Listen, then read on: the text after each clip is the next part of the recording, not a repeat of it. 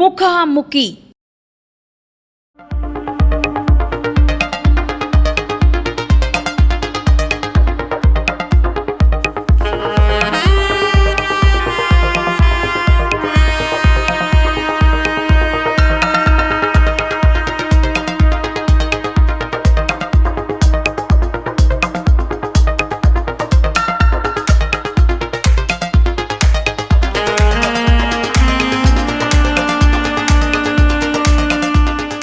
నమస్తే అండి. ఈరోజు మనం ఎర్రగొండపాలెం నియోజకవర్గంలో ఉన్నాం, అంటే ఎర్రగొండపాలెంలో ఉన్నాము.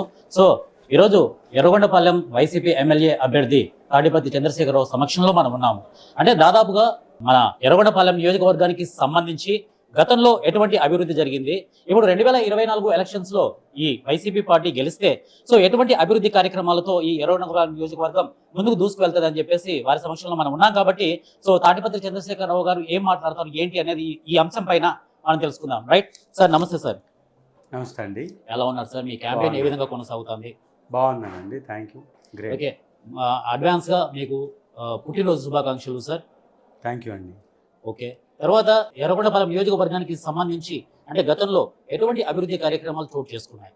గతంలో అంటే 75 సంవత్సరాల స్వతంత్రం తర్వాత కూడా ఇక్కడ మంచినీటి సౌకర్యం ఏర్పాటు లేదు, సాగునీటి సమస్య ఎక్కువగా ఉన్నటువంటి ప్రాంతం ఇది. ఎలాంటి వ్యవస్థల్ని కూడా, వ్యవసాయ రంగ ఆధారిత వ్యవస్థల్ని ఏవి కూడా ఇక్కడ ఏర్పాటు చేయనటువంటి పరిస్థితి నుంచి మేము వచ్చిన తర్వాత, మా ప్రభుత్వం ద్వారా వైఎస్ఆర్ కాంగ్రెస్ పార్టీ ప్రభుత్వం వచ్చిన తర్వాత ఇక్కడ కావాల్సినటువంటి అన్ని వ్యవస్థల ఏర్పాటుతో పాటు వైద్య వ్యవస్థని, విద్యా వ్యవస్థని, అలాగే వ్యవసాయ రంగానికి సంబంధించినటువంటి వ్యవస్థలను ఏర్పాటు చేయడంతో పాటు ఇక్కడ కావాల్సిన 110 పడకల హాస్పిటల్ నిర్మాణం జరిగింది ఎర్రగొండపాలెం ఈ యొక్క మండలంలో. దాంతోపాటు దోర్నాలలో అత్యాధునికమైనటువంటి గిరిజన యూనివర్సిటీ, గిరిజన హాస్పిటల్, మల్టీ స్పెషాలిటీ హాస్పిటల్ ఇప్పుడు నిర్మాణం జరుగుతుంది, రోడ్లు వేయడం జరిగింది. అత్యంత ప్రతిష్టాత్మకమైన సంజీవిని అయినటువంటి వెలుగొండ ప్రాజెక్ట్ని కంప్లీట్ చేయడం జరిగింది. వెలుగొండ ప్రాజెక్టు ఇక్కడ ఒక సంజీవిని లాంటి ప్రాజెక్టు. ఆ ప్రాజెక్టు ద్వారా 53 టీఎంసీల వాటర్ని గంగమ్మ తల్లిని వడిసిపట్టి ఇక్కడికి సప్లై చేసేటటువంటి వెసులుబాటు ఉన్నటువంటి ఒక గొప్ప ప్రాజెక్ట్ని మా ప్రభుత్వం కంప్లీట్ చేసింది. కాబట్టి వైఎస్ఆర్ కాంగ్రెస్ పార్టీ వచ్చిన తర్వాతే అభివృద్ధి జరిగింది తప్ప అంతకుముందు కనీసం బస్ స్టాండ్ కూడా లేనటువంటి ప్రాంతంగా ఈ ప్రాంతం ఉండిపోయేది. బస్ స్టాండ్ నిర్మాణం కూడా మా ప్రభుత్వం వచ్చిన తర్వాత ఏర్పాటు చేయడం జరిగింది. అనేక స్కూల్స్ని, కాలేజెస్ని కూడా ఏర్పాటు చేయడం జరిగింది. ఓవరాల్గా తీసుకుంటే ఇప్పుడు వెలుగొండ ప్రాజెక్టుకు సంబంధించి అక్కడి నుంచి మనకు వాటర్, సాగునీరు కానీ తాగునీరు కానీ ఈ ఎర్రగొండపాలెం నియోజకవర్గానికి సంబంధించి అంతటా సప్లై అవుతుంది. కాబట్టి సో ఈ వెలుగొండ ప్రాజెక్టు ఇంతవరకు అయితే పూర్తి కాలేదు, దానికి ఇంకా వాటర్ వచ్చిన ప్రసక్తి కూడా లేదు. మొన్ననే జగన్ గారు చెప్పారు, జాతికి అంకితం చేసాము, దీని వెలుగొండ ప్రాజెక్టు నుంచి వాటర్ అంతా చాలా చక్కగా వచ్చేస్తుందని చెప్పేసి మాట్లాడారు. కానీ ఇప్పుడున్న వాదన ఏంటంటే ఇంకా ఇంతవరకు వాటర్ అయితే రాలేదు. సో ఏంటి పరిస్థితి? ఇప్పుడు అజ్ఞానులకి జ్ఞానం ప్రసాదించమని దేవుణ్ణి మాత్రమే కోరగలుగుతాం. కళ్ళ ముందు కోట్ల రూపాయల 6,000 కోట్ల ప్రాజెక్ట్ కంప్లీట్ అయింది, ప్రారంభోత్సవం అయింది, కళ్ళ ముందు కనపడుతుంటే కంప్లీట్ కాదని మాట్లాడుతున్నటువంటి ఈ అవివేకులకి వివేకాన్ని ప్రసాదించమని దేవుణ్ణి కోరదాం. ప్రాజెక్ట్ కంప్లీట్ అయిపోయింది, వర్షం పడడం, వాటర్ రావడం అనేది ఒక ప్రత్యేకమైనటువంటి పరిస్థితి. దానికి ప్రాజెక్ట్ కంప్లీట్కి సంబంధం లేదు. వెలుగొండ ప్రాజెక్ట్ కంప్లీట్ అయిపోయింది సంపూర్ణంగా. 2 టన్నెల్స్తో పాటు స్టోరేజ్ ట్యాంక్ కూడా కంప్లీట్ అయిపోయింది. కొంత భాగానికి R&R ప్యాకేజ్ ఇవ్వడం జరిగింది, ఇంకొంత భాగానికి R&R ప్యాకేజ్ ఇవ్వాలి. పైన మన రాష్ట్రంతో పాటు పైన ఉన్న ఎగువ రాష్ట్రాలలో వర్షం పడ్డా కూడా శ్రీశైలం డ్యాంలోకి వాటర్ వస్తుంది. శ్రీశైలం డ్యాంలోకి వాటర్ వచ్చిందంటే దానిలో నుంచి శ్రీశైలం డ్యామ్ నుంచి లిఫ్ట్ ఇరిగేషన్ ద్వారా వాటర్ని ఇక్కడికి లిఫ్ట్ చేసి ఇక్కడ స్టోర్ చేసి ఇక్కడ ప్రాంతం ప్రజలకు ఇచ్చేటటువంటి బృహత్కర ప్రాజెక్ట్. 4,73,000 ఎకరాలకి సాగునీరు అందించే ప్రాజెక్టు 3 జిల్లాలకి, అత్యధికంగా ప్రకాశం జిల్లాలో 3,50,000 ఎకరాలకి సాగునీరు ఇచ్చేటటువంటి ప్రాజెక్టు, 15 లక్షల మందికి దాహార్తిని తీర్చేటటువంటి ప్రాజెక్ట్. ఈ ప్రాజెక్టుని కంప్లీట్ చేసినటువంటి ప్రభుత్వం మాదైతే ఈ దళారులు, దొంగలు, దోపిడీదారులు, తెలుగుదేశం అడ్డగోలుగా దోచుకున్నటువంటి ఈ అవివేకులు వివేకం లేకుండా ఇలాంటి తప్పుడు ప్రచారాలు చేస్తూ ఉంటారు. కాబట్టి వెల్లిగొండ ప్రాజెక్ట్ అనేది సంపూర్ణంగా కంప్లీట్ అయినటువంటి ప్రాజెక్ట్. దేవుడు కరుణించి వర్షం వస్తే వాటర్ వస్తుంది, చెంబుతో తీసుకెళ్ళి పోస్తాం వాటర్ దానిలో. ఎలా మాట్లాడతారు వీళ్ళు? అర్థం లేనటువంటి అవివేకులు మాట్లాడే మాటలు తప్ప వివేకులు మాట్లాడేటటువంటి మాటలు కాదు. సో ఇంకొకటి, దోనకొండ ఐటీని హబ్గా, ఐటీ ఇండస్ట్రియల్గా చేస్తామని చెప్పేసి గతంలో చాలాసార్లు చెప్పారు. కానీ ఇంతవరకు ఎటువంటి అభివృద్ధి జరగలేదు. ఆ దోనకొండ ఐటీకి సంబంధించి ఎటువంటి అంటే కార్యక్రమాలు జరగలేదు. సో 2024 ఎలక్షన్స్లో వైసీపీ మళ్ళీ ఘన విజయం సాధిస్తే దోనకొండ ఐటీ హబ్గా మారే అవకాశం ఉందంటారా?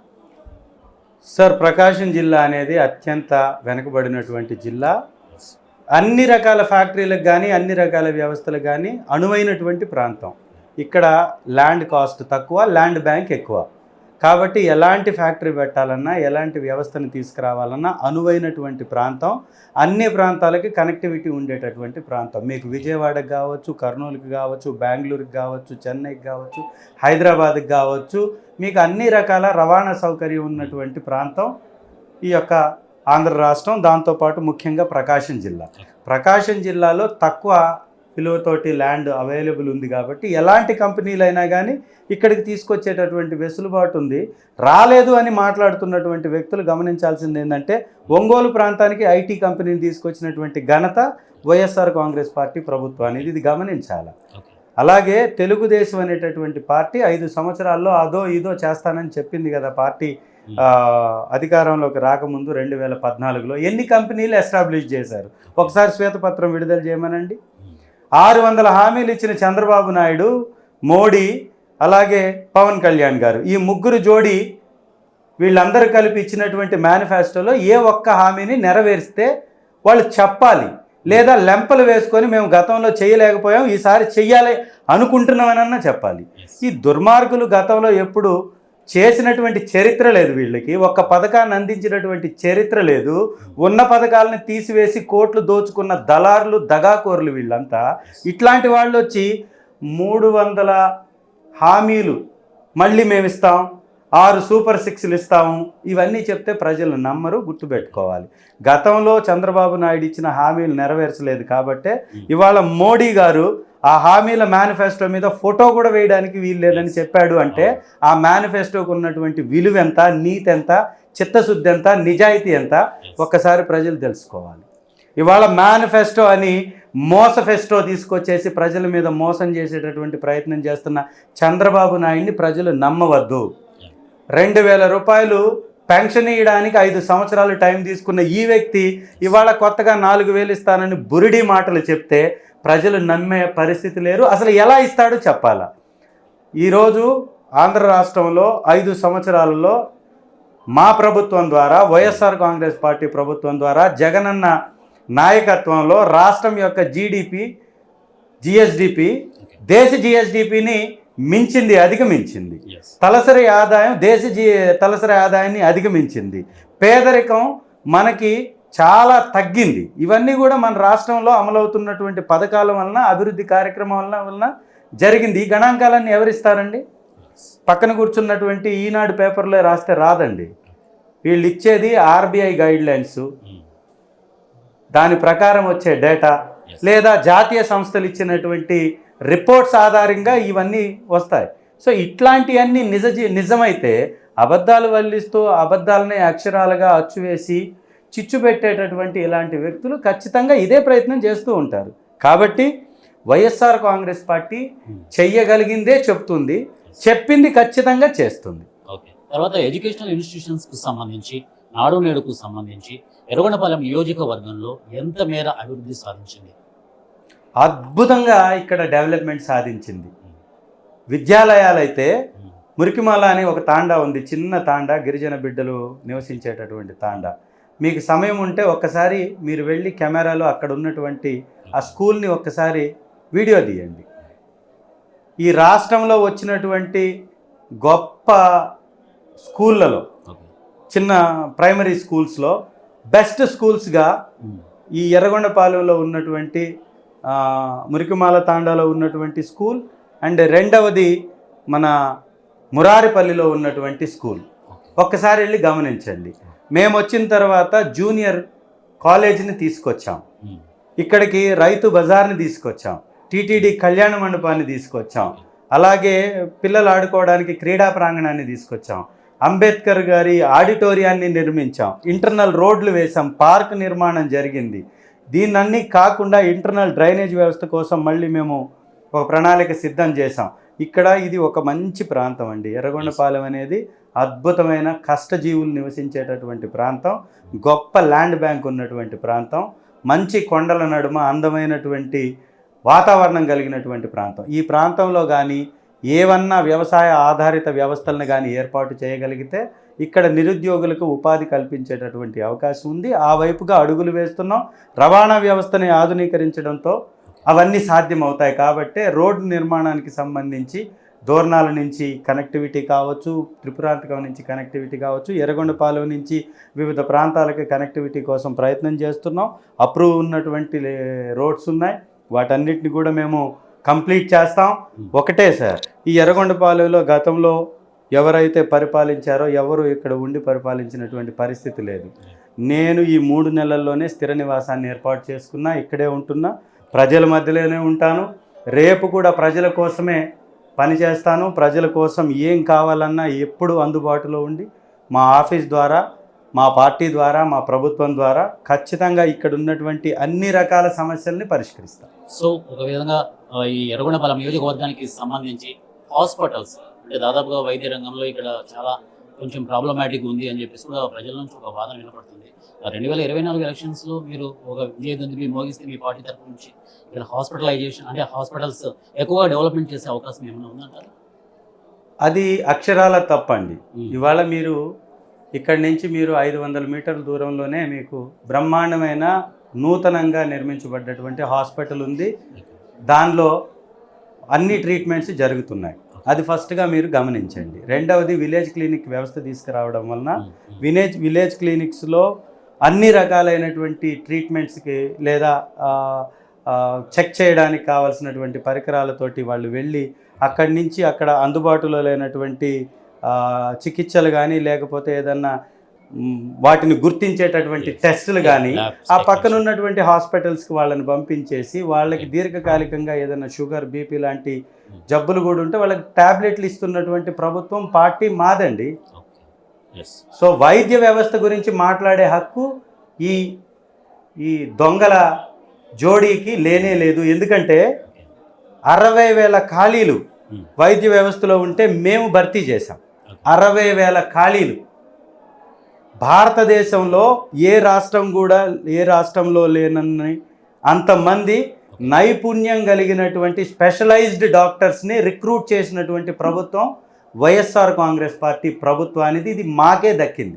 మీరు చూడండి ఎంతమందిని 1,00,000కు పైగా జీతం కలిగినటువంటి వ్యక్తుల్ని అపాయింట్ చేశామో గత 5 సంవత్సరాల్లో. ఒకసారి గమనించండి, పేదల వైపున నిలబడ్డటువంటి పార్టీ ప్రభుత్వం మాది. 25 లక్షల ఆరోగ్యశ్రీ బీమా సౌకర్యం కల్పించినటువంటి ప్రభుత్వం పార్టీ మాది. పోటీ పడేది కాదు. చరిత్రలో ఇప్పటి వరకు ఏ దేశంలో కూడా ఏ రాష్ట్రంలో కూడా 25 లక్షల బీమా సౌకర్యం ఇచ్చినటువంటి ప్రభుత్వాలే లేవు. ఇది మాకే దక్కుతుంది. 3,000 ఇచ్చినటువంటి పెన్షన్ ఇచ్చిన చరిత్ర లేదు. దేశంలో అత్యధికంగా సామాజిక పథకాల కోసం ఖర్చు చేస్తున్నటువంటి ఒకే ఒక్క రాష్ట్రం ఆంధ్ర రాష్ట్రం. 24,000 కోట్ల రూపాయలతోటి పెన్షన్స్ 66,48,000 మందికి ఇచ్చాం. గతంలో తెలుగుదేశం పార్టీ టైంలో 1,500, 2,000 ఇవ్వడానికి వాళ్ళు 33 లక్షల మందికి ఇచ్చారు. మేము 66,48,000 మందికి ఇచ్చాం. అంటే డబల్. వీళ్ళు ఇలాగ 4,000, 5,000 అని చెప్తారు, సగానికి తగ్గిస్తారు. అప్పుడు ఎంత పడ్డట్లండి? 6,000, 7,000 ఇచ్చినట్లు. ఎంత ఖర్చు చేస్తున్నాం, ఎంతకు మందికి చేస్తున్నాం అనేది ప్రామాణికంగా తీసుకోవాలి తప్ప ఒక అమౌంట్ నలుగురికి ఇచ్చి నలుగురిది ప్రచారం చేసుకొని అందరికీ ఇస్తున్నట్టుగా కలరింగ్ ఇవ్వడం అనేది తప్పు. కాబట్టి ఇలాంటి తప్పుడు వాదనల్ని మీరు ఖచ్చితంగా బయటకు తీసుకురావాలి, ప్రజలకి చైతన్యవంతుని చేయాలి. ఇవాళ తెలుగుదేశం ప్రకటించినటువంటి మేనిఫెస్టో మొత్తం బూటకపు మేనిఫెస్టో. దానిలో 80% మేము అమలు చేస్తున్నటువంటి పథకాలకి పేర్లు మార్చి జగనన్న విదేశీ విద్య ఉండి 1,20,00,000 రూపాయలు ఫీజులు కడుతుంటే మేము 5 లక్షలు 10 లక్షలు ఫీజులు కట్టలేని చరిత్ర ఉన్న తెలుగుదేశం ఇవాళ మళ్ళీ విదేశీ విద్య గురించి మాట్లాడుతుంది. Right. వ్యవసాయం చేసే ప్రతి పంటకి బీమా చెల్లిస్తున్నటువంటి ప్రభుత్వం మాదైతే ఇవాళ ఈ గతంలో ఎప్పుడు ఇవ్వనటువంటి వాళ్ళు ఇవాళ మళ్ళీ కొత్తగా మాట్లాడుతున్నారు. సో ఇవన్నీ ఒక తప్పుడు వాదన, మభ్యపెట్టే వాదన తప్ప ఇంకోటి కానే కాదు. కాబట్టి మేనిఫెస్టో భగవద్గీతగా, బైబిల్గా, ఖురాన్గా మేము అమలు పరిచాం. 129 హామీల్ని నెరవేర్చిన చరిత్ర మా ప్రభుత్వానిది. కాబట్టి చెప్పేది చేసేది ఒకటే ఉంటుంది. చంద్రబాబు నాయుడు లాగా చెప్పేది ఒకటి, చేసేది శూన్యం కానే కాదు. కాబట్టి ప్రజలు ఖచ్చితంగా మరొకసారి వైఎస్ఆర్ కాంగ్రెస్ వైపున మద్దతు నిలుస్తున్నారు. బ్రహ్మాండంగా 175 నియోజకవర్గాలు గెలవబోతున్నాం. సంక్షేమ పథకాలు ఒకవైపు మంచి హైప్లో ఉన్నాయి. తర్వాత అదే అట్ ది సేమ్ టైం తీసుకుంటే అభివృద్ధి కూడా ఇవి రెండు కళ్ళ లాంటివి అని చెప్పేసి మాట్లాడారు వైసీపీ ప్రభుత్వం తరఫు నుంచి కూడా. కానీ సంక్షేమ పథకాల సైడ్ నుంచి చాలా ప్రజాస్పందన మంచిగా ఉంది. కానీ ఈ అభివృద్ధి పరంగా తీసుకుంటే ఈ 5 ఏళ్ల కాలంలో అభివృద్ధి జరగలేదని చెప్పేసి కొంచెం వాదన ఉంది. సో దీని గురించి 5 తప్పుడు ఛానళ్ళు చెప్పినంత మాత్రం నిజమవుతుంది కదా. అది రాడిసన్ కానీ, ఇన్ఫోసిస్ కానీ, విప్రో కానీ, ఐటీ సాఫ్ట్వేర్ కంపెనీస్ మా ప్రభుత్వంలో ఏర్పడ్డాన్ని ఇంకో ప్రభుత్వంలో ఏర్పడలేదు. సెంచరీ ప్లైవుడ్ కానీ, అమూల్ కానీ, అలాగే ఎకోమా టైర్ల కంపెనీ కానీ, ఇవన్నీ మా ప్రభుత్వంలో వచ్చినటువంటి కంపెనీలు. మోడీ గారు విదేశీ పర్యటనలో భాగంగా భారతదేశానికి వచ్చిన కియా కంపెనీని తన ఖాతాలో వేసుకొని తప్పుడు వాదన చేసేటటువంటి తెలుగుదేశం పత్రికలు, తెలుగుదేశం నాయకులు మాట్లాడే మాటలు తప్ప వాటిలో నిజాలు లేవు. జిఎస్డిపి ఎందుకు పెరిగింది? ఏ అభివృద్ధి లేకపోతే జిఎస్డిపి ఎలా పెరిగింది? తలసరి ఆదాయం ఎలా పెరిగింది? కాబట్టి ఇవి ముఖ్యం. ఖచ్చితంగా అభివృద్ధి జరిగింది కాబట్టే ఈ నమూనాలు, ఈ యొక్క పర్సంటేజెస్ పెరిగాయనేది వాస్తవము. 4 పోర్టుల నిర్మాణం చరిత్రలో ఉందా? 17 మెడికల్ కాలేజీల నిర్మాణం చరిత్ర చూసిందా? 10 హార్బర్ల నిర్మాణం చరిత్ర చూసిందా? ఇవన్నీ మా ప్రభుత్వంలో జరుగుతుంది. ఇదన్నీ డెవలప్మెంట్ కాదా? కాబట్టి కళ్ళు లేని కబోదులు, అబద్ధాలు మాట్లాడి రాజకీయం చేసే తప్పుడు నాయకులు మాట్లాడే మాటలే తప్ప 3 సంవత్సరాల కాలంలో 2 సంవత్సరాలు కరోనా పోయినా కూడా మన రాష్ట్రం యొక్క ఆర్థిక పరిస్థితిని ఏ రాష్ట్రానికి తీసిపోని విధంగా నడిపినటువంటి చరిత్ర మన ప్రభుత్వానికి. తెలంగాణ లాంటి బలమైన ఆర్థిక వ్యవస్థ కలిగినటువంటి రాష్ట్రం 12,000 కోట్లు మాత్రమే పెన్షన్స్కి చెల్లిస్తే, రాజధాని ఆదాయం లేకపోయినా కూడా 24,000 కోట్లు వెచ్చించినటువంటి ప్రభుత్వం వైఎస్ఆర్ కాంగ్రెస్ పార్టీ ప్రభుత్వాన్ని. 70,000 కోట్లు విద్యా వ్యవస్థ మీద, ఓటు రానటువంటి బిడ్డలపై ఖర్చు చేసినటువంటి ప్రభుత్వం వైఎస్ఆర్ కాంగ్రెస్ పార్టీ ప్రభుత్వాన్ని. కాబట్టి మాకు ఎవరు సాటి కాదు, పోటీ కాదు. అందుకే సింహం సింగిల్గా వస్తుంది. ఈ మిగిలినటువంటి వాళ్ళకి ఏం పేరు పెట్టుకుంటారు? వాళ్ళు గుంపుగా వస్తున్నారు, మందగా వస్తున్నారు. ఖచ్చితంగా ఆ గుంపుల మందని ఓటనే ఆయుధంతో ఖచ్చితంగా ఓడిస్తాం. ఈ ఎన్నికల యుద్ధంలో విజయభేరి మోగిస్తాం. కూటమి వల్ల ఓటింగ్ శాతం తగ్గే అవకాశం ఉందంటారా? ఏం కూటమి? ఓట్లు లేనటువంటి వాళ్ళందరూ కలిస్తే కూటమి అని పేరు పెట్టుకుంటే ఓట్లు పడతాయా? చంద్రబాబు నాయుడు యొక్క జెండాకున్న అజెండా ఏంటి? జనసేనకున్న జెండాకున్న అజెండా ఏంటి? మతపరమైన రాజకీయాలు చేసేటటువంటి బీజేపీకి ఉన్నటువంటి జెండాకున్నటువంటి అజెండా ఏంటి? వాళ్ళు 3 జెండాలు కలిపి వస్తున్నప్పుడు ఏ జెండాకు ఓటేయాలి? ఈ 3 కలిసి వస్తున్నప్పుడు ఎవరిని చూసి ఓటేయాలి? ఎవరి చిత్తశుద్ధి ఏంటి? ప్రత్యేక హోదా ఇస్తానని మోసం చేసినటువంటి బీజేపీని ఎందుకు నమ్మాలి? ఒక రాష్ట్రాన్ని అశాస్త్రీయంగా విడదీసి నష్టపరిచినటువంటి కాంగ్రెస్ని ఎందుకు నమ్మాలి? ఏమీ చేయనటువంటి బీజేపీతోటి కలిసి ప్రభుత్వాన్ని నడిపి దగా చేసినటువంటి చంద్రబాబు నాయుడు కోట్లు దండుకొని 100 కేసుల్లో బుక్ అయి నేరస్తుడిగా లేదా అనుమానితుడిగా ఆయన జైలుకి వెళ్ళొచ్చి ఇవాళ ఆయన బయటకు వచ్చి రేపొద్దున మళ్ళీ ఏదో చేస్తారంటే ప్రజలు నంబరు. రాజకీయంలో వ్యాపారాన్ని తీసుకొచ్చినటువంటి పవన్ కళ్యాణ్ ఒక రాజకీయ నాయకుడే కానే కాదు. కాబట్టి వారికి ఎలాంటి నీతి లేదు, కాబట్టి ఎలాంటి సిద్ధాంతాలు లేవు, కాబట్టి వాళ్ళని ప్రజలు నమ్మరు. Thank you.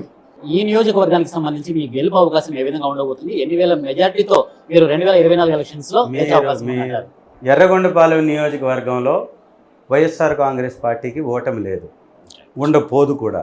25 సంవత్సరాలు వైఎస్ఆర్ జెండా ఈ గడ్డపై రెపరెపలాడుతుంది. దీనికి పోటీ వచ్చేటటువంటి పార్టీ లేనే లేదు. మేము మంచి చేసి ఓటు అడుగుతాం, ఇక్కడ మంచిని చేశాం కాబట్టే గెలుస్తామని నమ్మకంగా చెప్తున్నాం.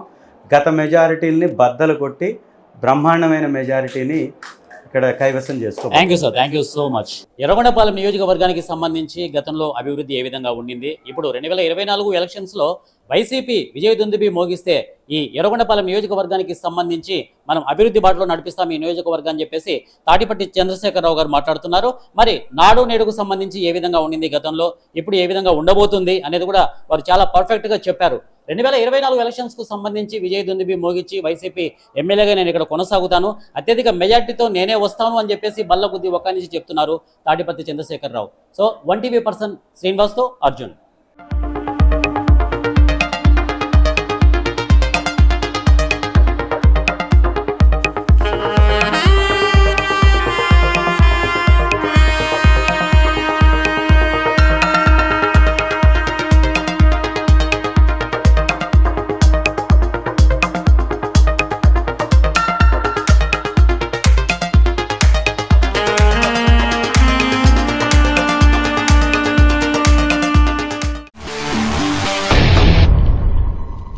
ముఖాముఖి